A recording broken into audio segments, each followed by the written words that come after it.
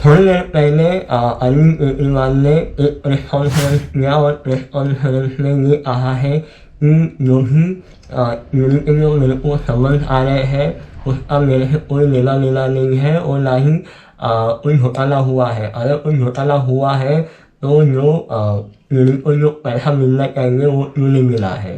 तो ये press conference में अरविंद केजरीवाल जी ने भाजपा के ऊपर भी हमला किया है और उन्होंने क्या कहा है आप इस वीडियो में सुन सकते हो। नमस्कार।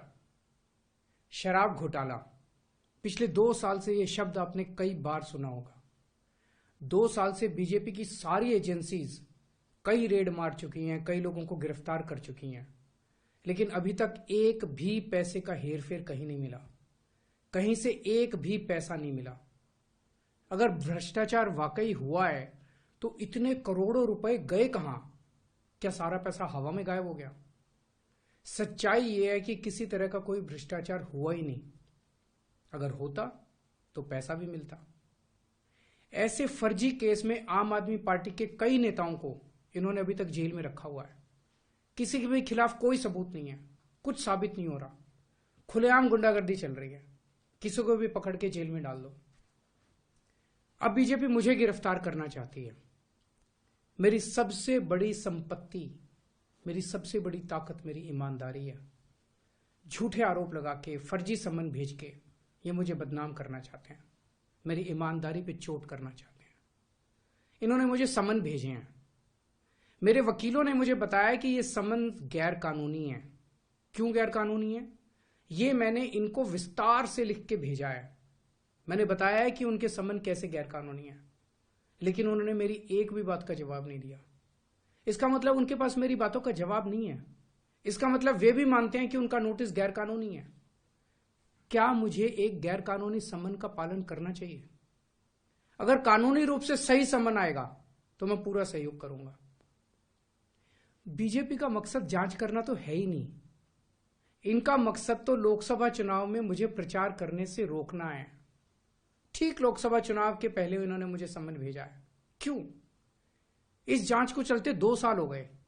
अभी ठीक लोकसभा चुनाव के पहले मुझे क्यों बुलाया जा रहा है?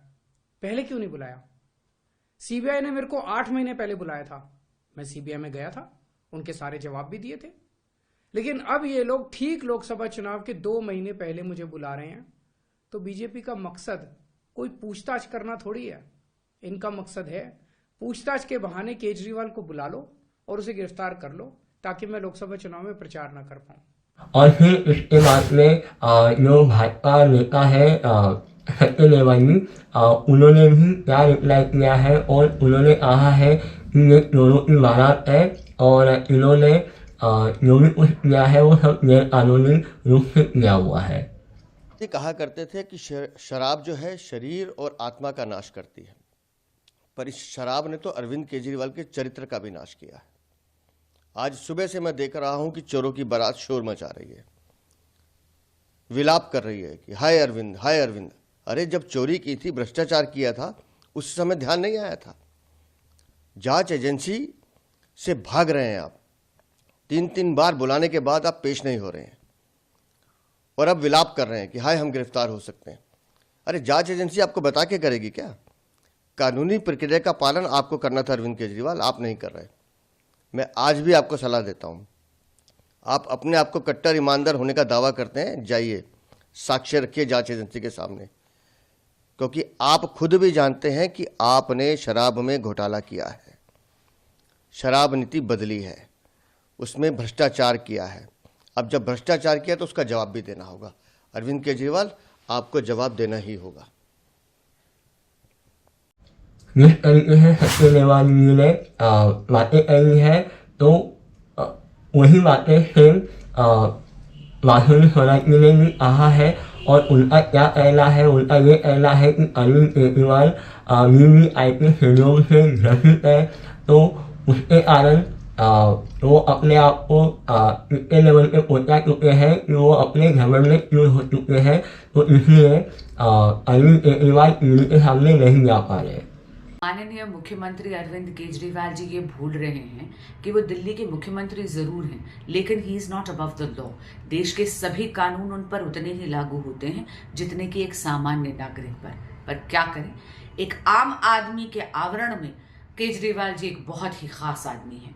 वीवीआईपी सिंड्रोम से इतने ज्यादा ग्रस्त हैं कि नवंबर 2023 से ईडी उनको समन पे समन भेजे जा रही है, 3 समन भेज चुकी है, लेकिन केजरीवाल जी जांच से भाग रहे हैं, जांच में जुड़ना ही नहीं चाहते और कभी बहाने दे देते हैं चुनाव प्रचार के, कभी बहाने दे देते हैं 10 दिन की विपासना की वर्कशॉप में जाने के। और कल तो उन्होंने इतना उद्दंड पत्र लिखा ईडी को कि मैं तो जांच में जुड़ूंगा ही नहीं, आप एक क्वेश्चनेयर भेज दीजिए।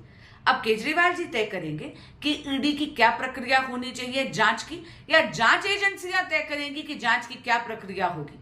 ऐसा व्यवहार और आचरण एक सामान्य व्यक्ति का कभी भी नहीं होता, ये एक वीवीआईपी व्यक्ति का और केजरीवाल जी का आचरण है।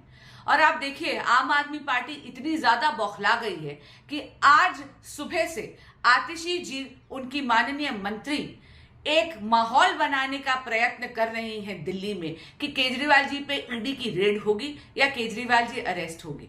मैं बहुत विनम्रता से उनसे पूछना चाहती हूं कि वो ऐसी भविष्यवाणी किस बिना पे कर रही हैं, क्योंकि ईडी की रेड तो गोपनीय होती है। ईडी रेड करेगी या नहीं, ईडी रेड कब करेगी, ये तो केवल जांच एजेंसी जानती है। क्या है ना, इसे कहते हैं चोरी और फिर सीन। और साथ में ही जो नेशनल स्पोक्स पर्सन है आम आदमी पार्टी की प्रियंका कक्कड़, उनका क्या कहना है इन सारे मामले के ऊपर में, तो वो भी आप सुन सकते हो। देखिए, लगातार हम ये सुनने को मिल रहा है कि अरविंद केजरीवाल जी को अरेस्ट किया जाएगा। भाजपा के अपने नेता लगातार ऐसा बोल रहे थे। हमारे 3 नेताओं को बिना किसी सबूत के इतने लंबे टाइम तक जेल के अंदर रखा हुआ है। तो क्योंकि ऐसा इसलिए है क्योंकि भाजपा नीतियों में अरविंद केजरीवाल जी का मुकाबला नहीं कर सकती और लगातार ऐसी कोशिश उनकी जारी है। वो कह रहे हैं कि एक तरह से अरविंद केजरीवाल के लिए भगोड़े शब्द का इस्तेमाल कर रहे हैं कि वो भाग रहे हैं। देखिए, भगौड़े वो होते हैं जो जांच से बचने के लिए भाजपा में शामिल हो जाए, और इसकी फहरिस्त बहुत लंबी है। अभी कांग्रेस की तरफ से भी फिर इसके बाद में जो अतिशी है, अतिशी ने भी रिप्लाई किया है, जो अति आई है हमेशा भाजपा के खिलाफ, तो उनका भी यही कहना है कि अगर घोटाला हुआ है तो घोटाले के सबूत कहाँ पे है, वो क्यों नहीं सामने आ रहे हैं और क्यों हमको परेशान किया जा रहा है। तो मैं आपको छोटा सा अपडेट इसमें भी एक ऐड कर लेता हूँ कि जिस तरीके से संजय सिंह को पिछली बार ईडी ने अरेस्ट किया था और ईडी ने अरेस्ट करने के बाद में उनको कोर्ट में हाजिर किया था, तो कोर्ट ने ही कहा था कि ईडी के पास में पर्याप्त सबूत है और इस आधार पे उनको बेल नहीं मिल सकती है, क्योंकि जो भी इलेक्शन हुआ है उसमें संजय सिंह का जो पार्ट है, यानी कि जो इन्वॉल्वमेंट है, वो साफ साफ नजर आ रही है। तो अगर इस टॉपिक पे और कुछ डेवलपमेंट होती है तो मैं वीडियो बना के आपको अपडेट करूँगा। तब तक के लिए जय श्री राम, जय हिंद, जय भारत।